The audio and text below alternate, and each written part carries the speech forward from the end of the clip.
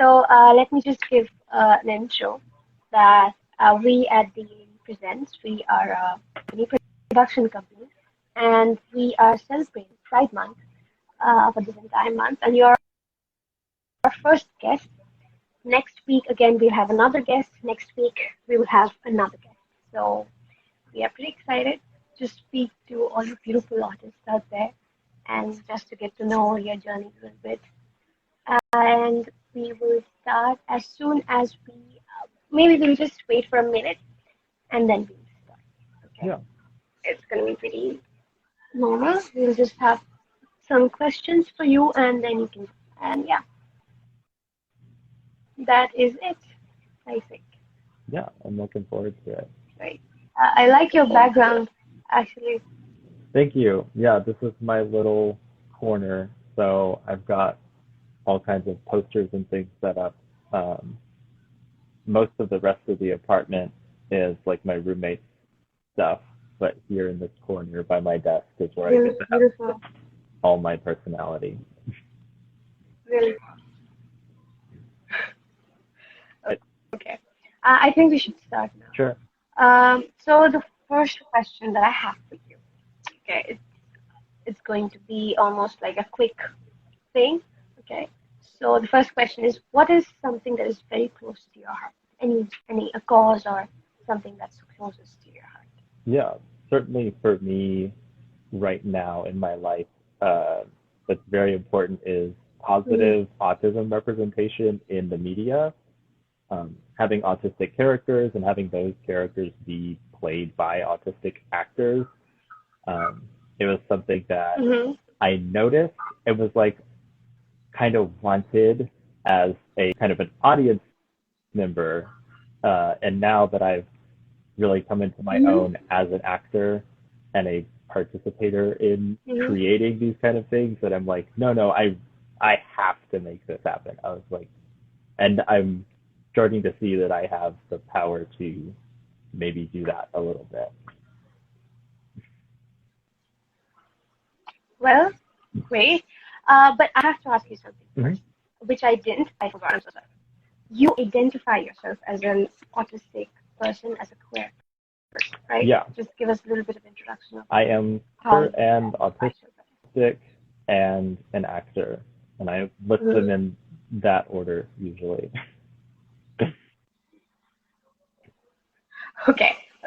So tell me, how did you get diagnosed as autistic? Yeah, When or how? I go into a little more detail with, I actually had my mom on my podcast most recently. This episode just came out, and we go into more detail there. But the short version is, I was diagnosed when I was 9 years old, and I was born really premature. So my mom already knew that something was going to go on, something was going to be happening medically. And the doctors warned her of all kinds of things that might happen.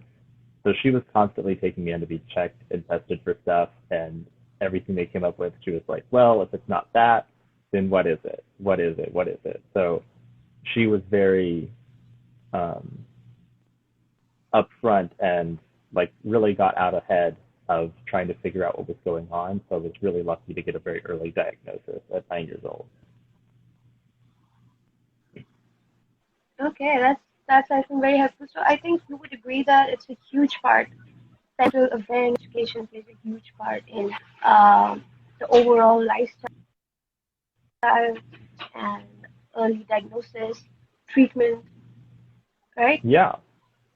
I mean, what do you feel? How big a part of it is that for parents to be aware, for other people around you to be aware of what's happening to you or the person who's affected? Yeah, I can only speak from my personal experience, but obviously I bring her up every time I talk about autism. My mom had a really big part in not just getting me diagnosed, but also supporting me while I was growing up.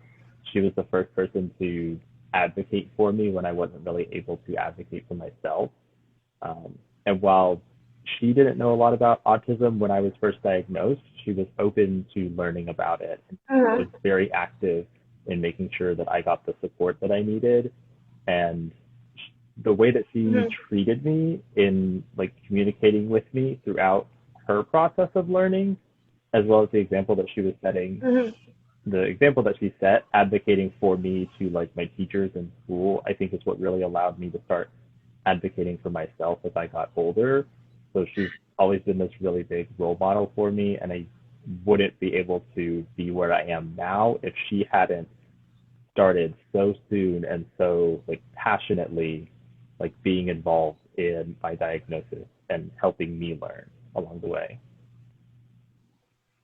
My heart just melted right now, listening to you talking to about your mother. But can you imagine how your life would have turned out if your mother was not as aware or as quick with her actions? I mean, a lot of people struggle with that, right?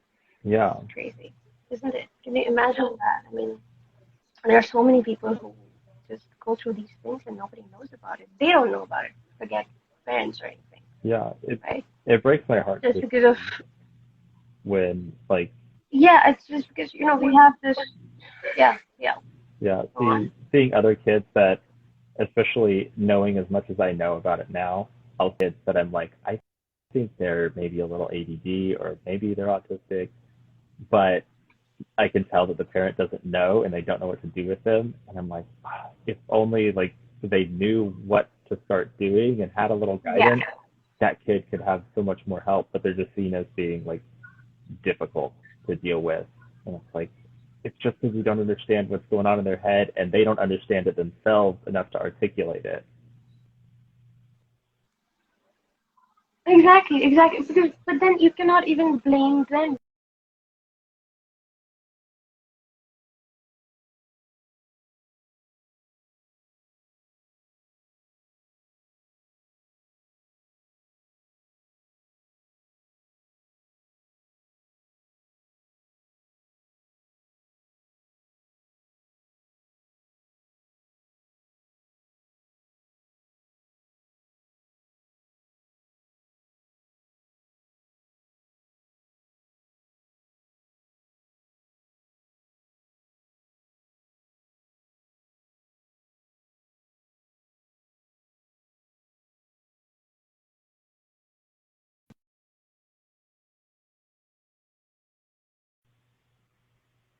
Oh, yeah, sorry, we cut out for a second, it seems. Yeah. So I was saying that there are people who do not know and they're just going through certain things and struggles in their life and they don't know what's happening to them. But I think that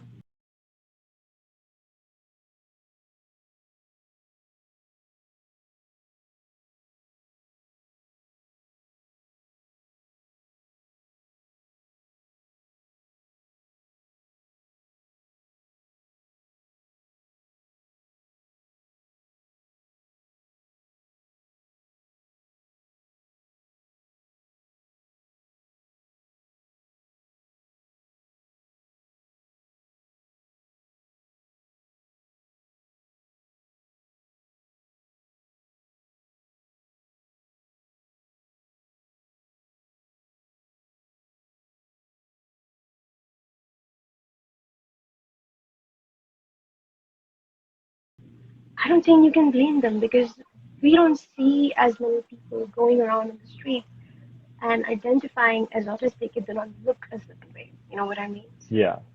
When we see movies or when we see TVs or anything on the media, it's just a certain way a person looks a certain way and that person is an autistic. And that's how we know. That's how we get educated about what it is. Yeah. So here's my next question. How do you feel about the representation of autism and autistic beings, human beings, in the media? Right now, I think it's really on the cusp of something big. So like growing up, there was no really representation out there for me as both as autistic and as queer, and queer and autistic at the same time. But like in high school, there was like D.A.D in Community, but there wasn't really any other character like that. And then now we have a handful of characters who are at least like openly labeled as autistic, but they're not played by autistic actors. And the experts that are brought on are often doctors and therapists, caregivers of autistic people more than actual autistic people. So these portrayals end up being by definitions that are created from of autism. And so they come across as a little misguided and maybe disingenuous. There was The Good Doctor and Atypical. I know Atypical got a lot of backlash in their first season and ended up bringing on some actual autistic actors. But for me, it was a little bit too late. There's one show, however, that really stands out to me. It's by one of my favorite creators. It's called Everything's Gonna Be Okay. It's on Freeform and Hulu, and it has, slight spoiler, but it has 3 autistic lead characters, and they're all played by autistic actors. There's Kayla Cromer, who plays Matilda, Lillian Carrier, who plays Drea, and Josh Thomas, who created the show and plays Nicholas, are all autistic actors in lead roles as autistic people. And they even have some supporting characters as well that are autistic characters played by autistic actors. Josh Thomas has this really great interview with The New Yorker where he talks about how he handles representation in the show, as well as his journey to his very recent self-diagnosis, where through this process he kind of found out that he was autistic too, and he hadn't known. So his first show, which I love, called Please Like Me, he has pointed out that it's essentially about an undiagnosed autistic person because he was making it about his life and he didn't know he was autistic at the time. How great discovery is that? Yeah. I mean, but then right now we see shows where there are autistic people and representation is happening slowly, but then it's happening. But then what happens to this generation, like the previous generation? They didn't grow up watching autistic people on the screen, and whatever little they watched was, as I said, a certain way. They looked a certain way, they spoke a certain way, and that's how they got to know. So that's coming back to that, like the parental awareness. So how do you think we can bring about awareness other than how autism is represented presently in the media? How else do you think we can educate people on autism? I think, like I said, it's like really on the cusp of something. Like my generation didn't grow up with it, but we're starting to see, I'm on TikTok and things like that, and I love how many neurodiverse people are on there just making videos and like talking about themselves. And I think that's where that push is going to start coming from, is, this new generation that has realized that they were not represented growing up and now are able to create whatever they want. And we have like the internet and social media that kind of enables a lot of people to start creating on a small scale. Yeah, it did. And they're starting to make content and talk about themselves so openly, and it's starting to be really well received by other people. We're seeing a lot more understanding of like depression and anxiety and ADD and things like that, which is going to start giving us the language to start to understand more complex neurological types like autism. So I feel like I'm maybe at the front of this, at least within my circle, a lot, just to get people comfortable and familiar with the idea of autism coming up in conversation and not being like a dirty word or meaning something, and getting to kind of represent it in a positive way and represent one facet of that, because my autistic experience is also as a queer man, which is going to be different than like an autistic woman or person of color who are going to have very different experiences.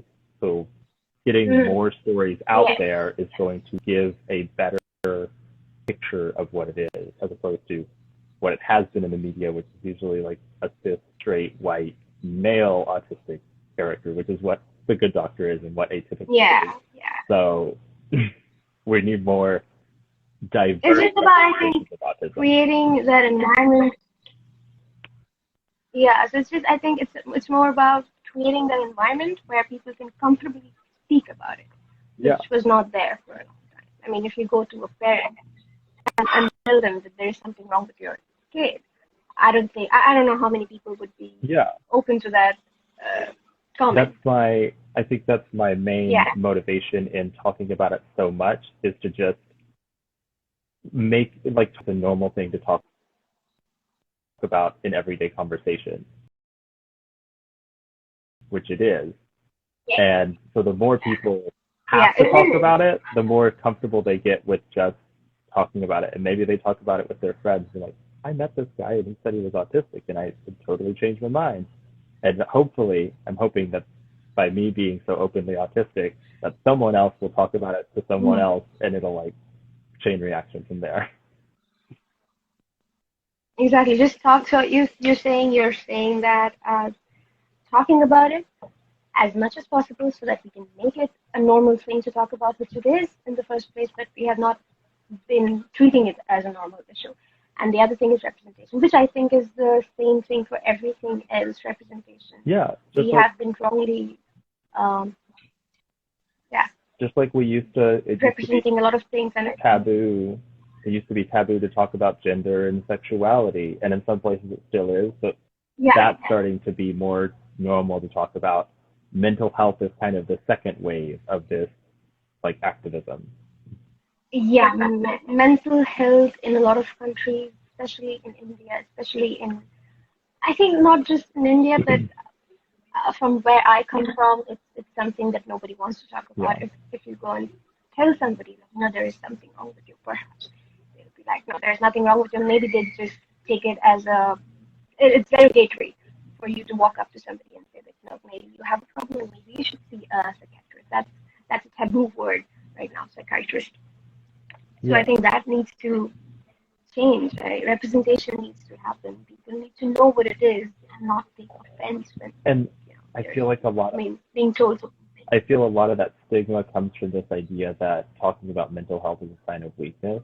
And so the reason I want positive representation is I want to show how much my being autistic for me is somewhere that I draw my strength from.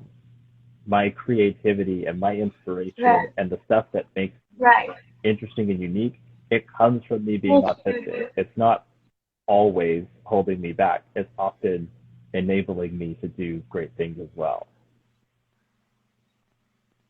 Yeah, it's just I don't understand. I still don't understand. It's just when people have physical problems, they go to a doctor, they go on telling other people that, I'm suffering from this and I'm getting treated about this. But then when it's about mental health, first of all, they want to talk about it and they don't want to share. They don't want to even accept that there is something wrong with them, even if they feel that there is. Mm-hmm. Happens with every most kids in a lot of maximum households in the world at this point, even now. They don't think it's even a thing to talk about. They don't think it's even a thing.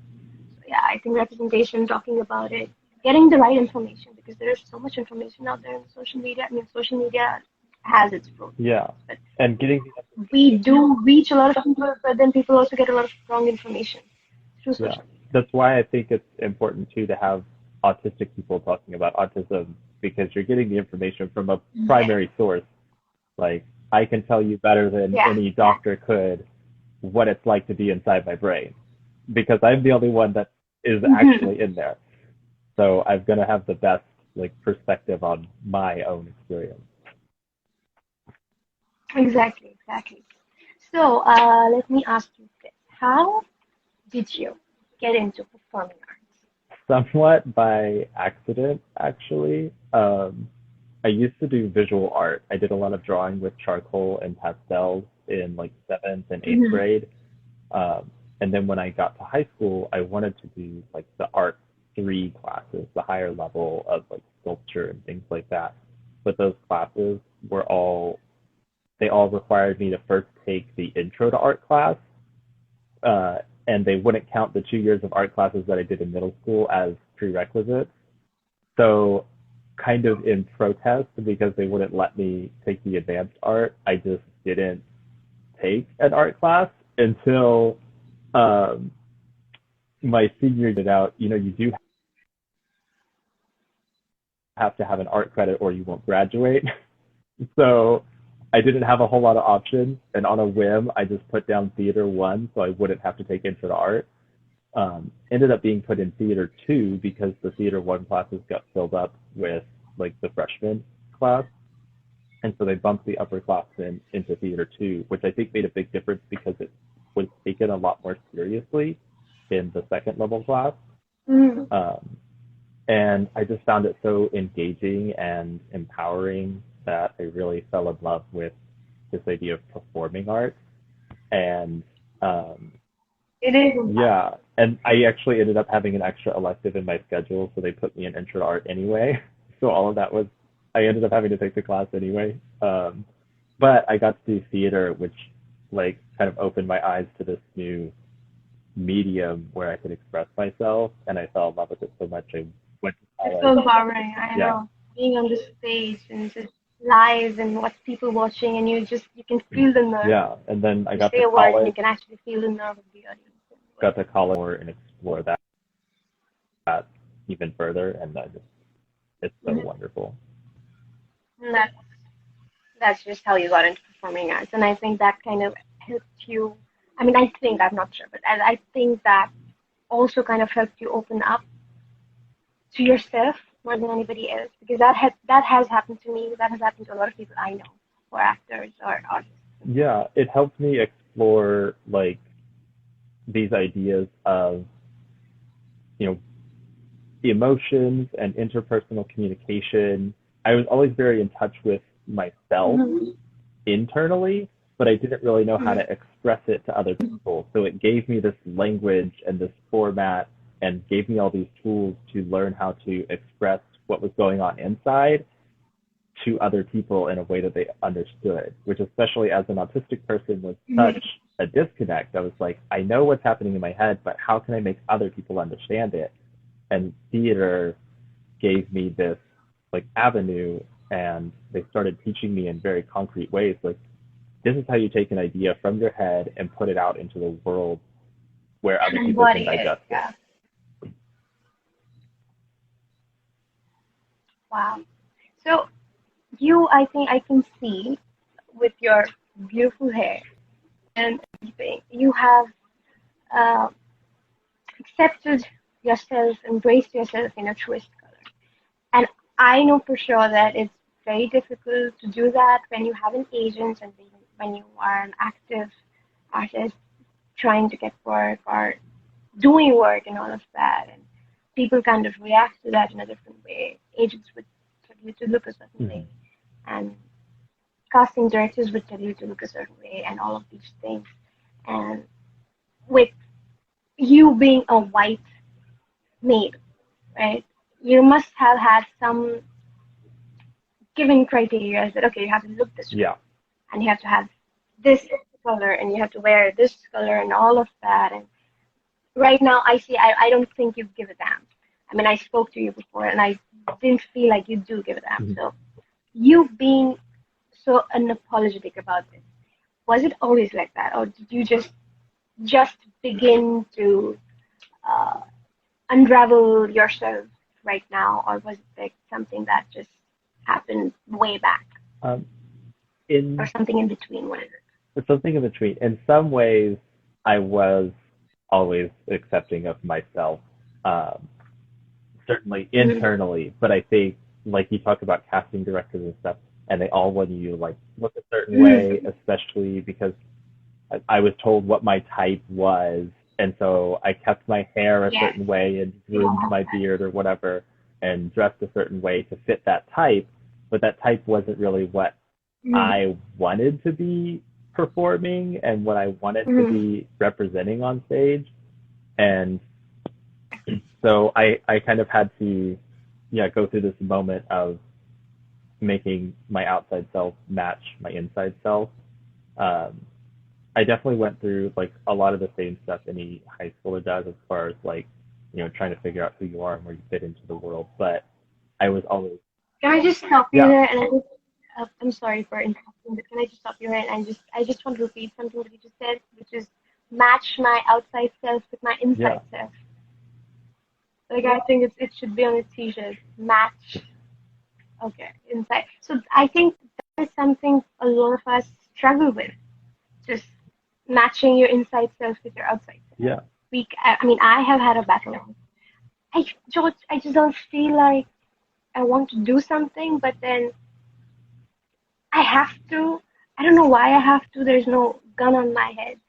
There's somebody telling me to do it, but I just feel like I have to, but I don't want to. I'm not happy doing it, and then there's a struggle, and at the end of the day, I don't do it, but then why the struggle? So yeah. So did you Yeah. go through the same thing? Yeah, I think Like that struggle before you embraced yourself, before you matched. there's a lot that like kind of outside society, whether it's parents, teachers, boss, your boss, or whoever, that kind of project this idea of what they're expecting you to be based on how they perceive you. And I think I could kind of draw a parallel to like the understanding of autism and diagnostic criteria, that it was based a lot on what other people observed from the outside, and they never really stopped to ask like, what do you think you are, in terms of their understanding of autism. And now the diagnostic criteria for autism is actually changing now that they're talking to more autistic people, and they're finding out, oh, it's more of what's going on inside your head rather than how it's affecting others. And so the concept of, you know what's going on inside and who you want to be, but other people are telling you like, oh, this is how we see you, and this is the box that we've drawn for you. And you have to be like, well, I don't think I fit into that box, but do I have to do what they want? Or like, is it okay for me to like to challenge that? And it was similar to with being represented by agents, and they're like, you have to look this way to be this sort of leading man type or whatever, that I was like, well, I don't want to be that leading man type or whatever. I want to be a queer autistic character in a movie or a TV show or whatever. So I'm going to start looking more queer and more autistic and be more present and open with it. And I'm going to stop trying to get me cast more often, and I'm going to start trying to be what I want to be cast as.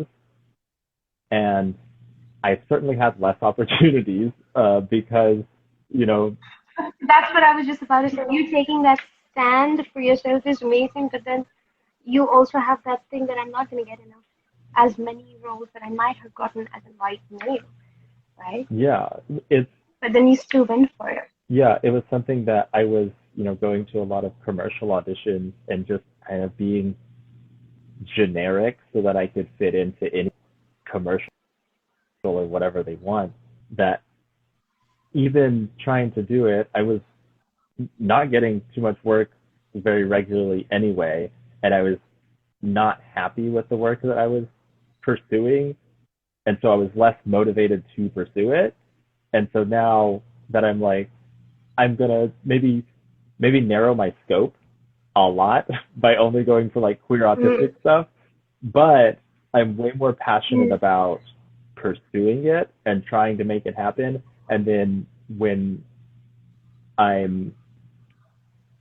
have an opportunity to create that, either in writing something myself or working with someone who's like, we want this kind of a character. And it's like, well, what if the character is gay? Would it make a difference? And they're like, oh, not really. And then I can start to kind of change their idea of maybe a character that they've put me in as because they like my personality or whatever. And I'm like, well, my personality is gay and autistic, so this character needs to be that a little bit. And so I can kind of very slowly like shift that needle.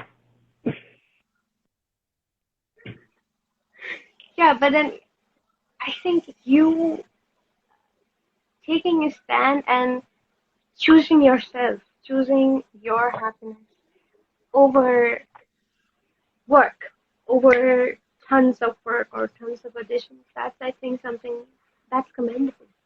I think, and I want to congratulate you on that. Yeah. That you could just take a stand on that. A lot of us, most of the times, more often than not, we kind of succumb to that pressure that we have to get more work. It's not about us being happy or us being happy with what we're Yeah. doing. It's about us getting work and getting back.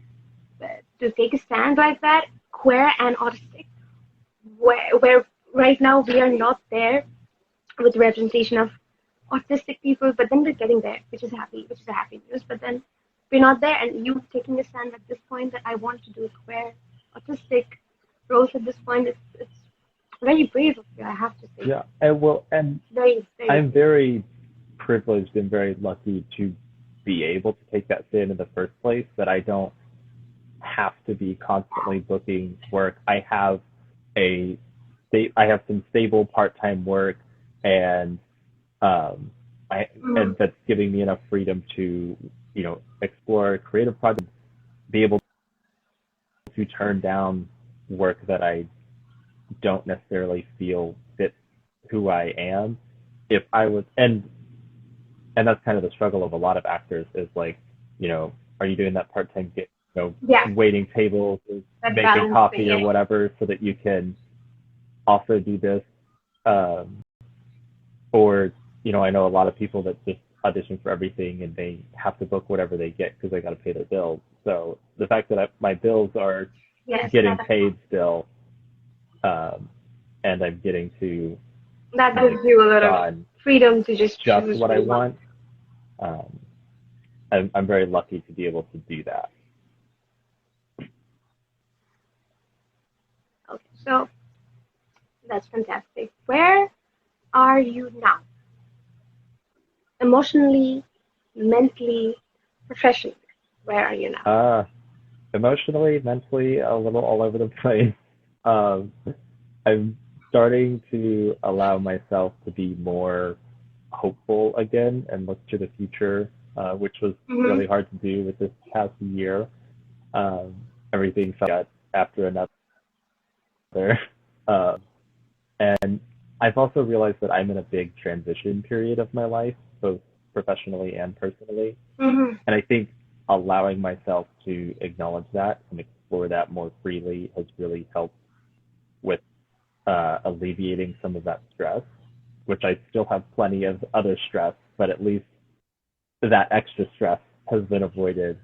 Um, Professionally, I'm working with two different medical schools here in the DFW area as Mm-hmm. a simulated patient, which is a really great job for actors or anyone really, who are looking for some extra money, because I get to work with student doctors and give them feedback on their patient interactions and help them kind of approach Mm-hmm. different situations more empathetically, which I love that I'm autistic and I'm teaching doctors empathy, because so many people think autistic people can't be empathetic, and that's just wrong, because I teach it to other people now.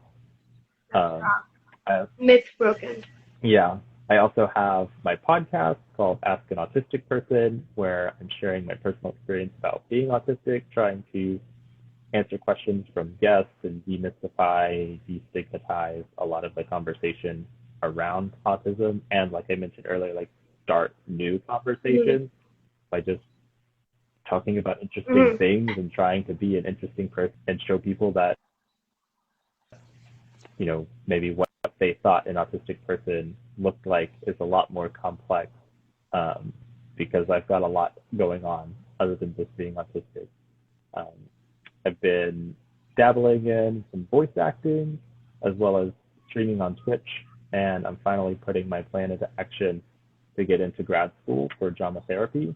I was going to start last year, but it got delayed by COVID. So now I'm finally, um, And COVID has delayed a lot of things.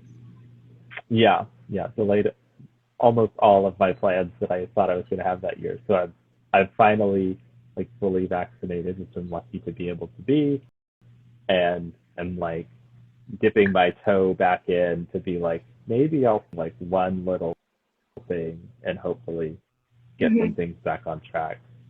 Applying to grad schools and going and visiting different schools across the country to see if it'll work out me living there for a few years.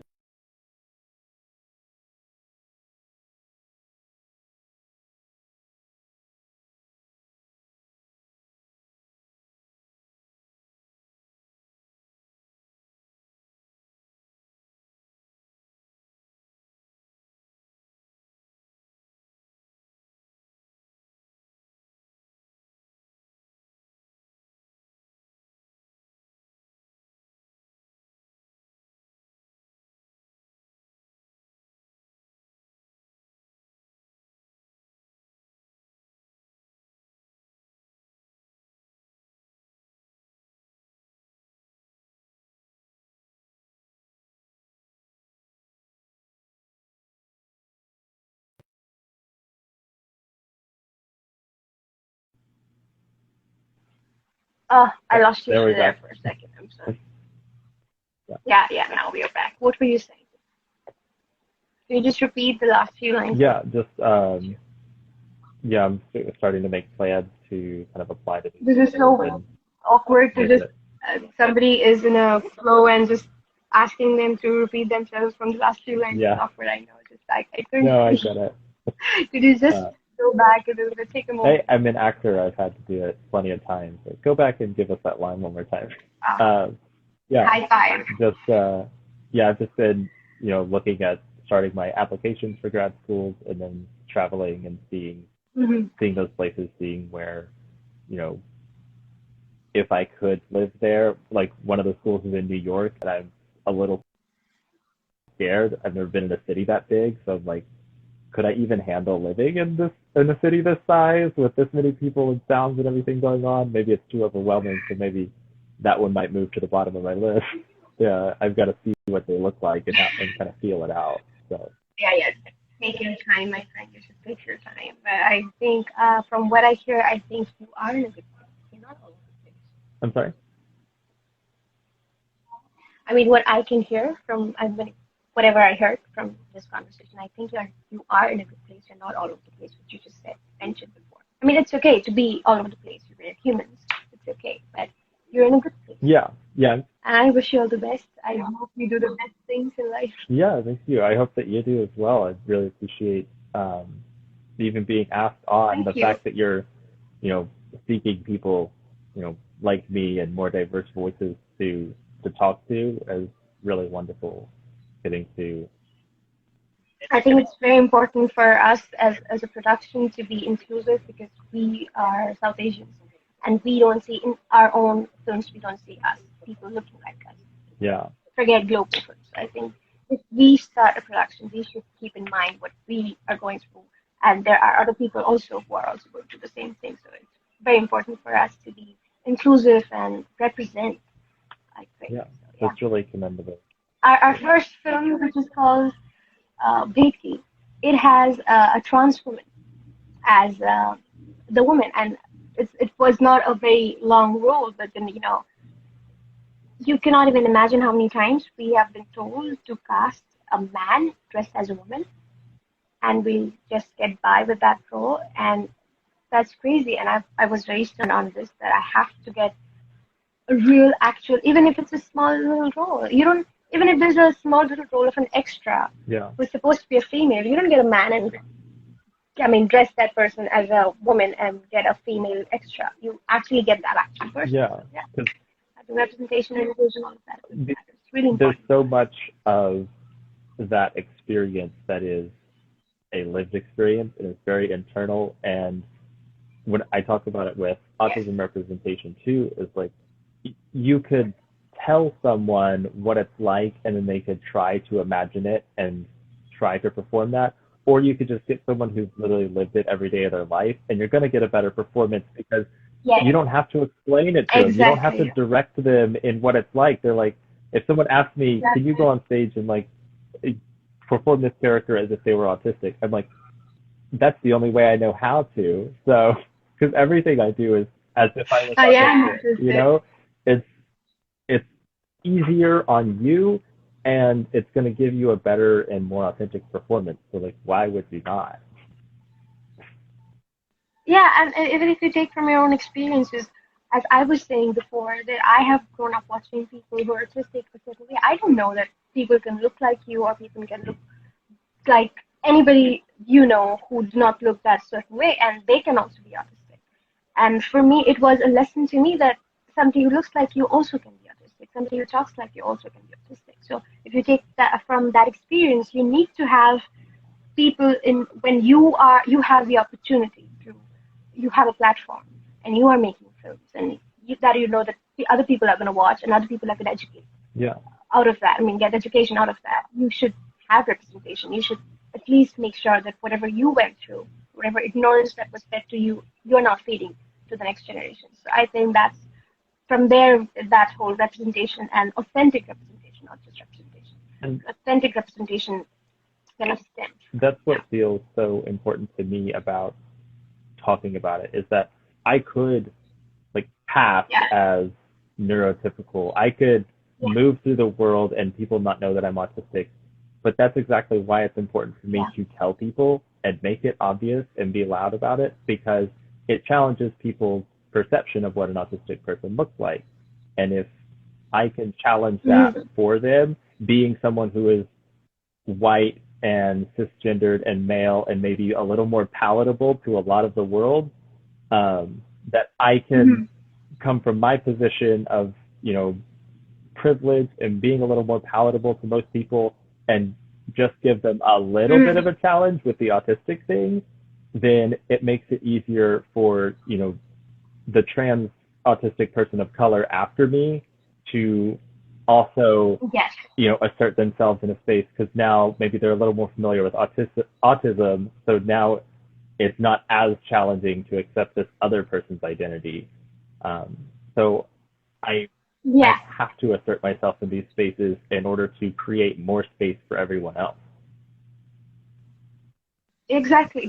And in fact, there is a lot of misrepresentation at this point that I still see. People want to be inclusive, but just to be political or something. I don't know.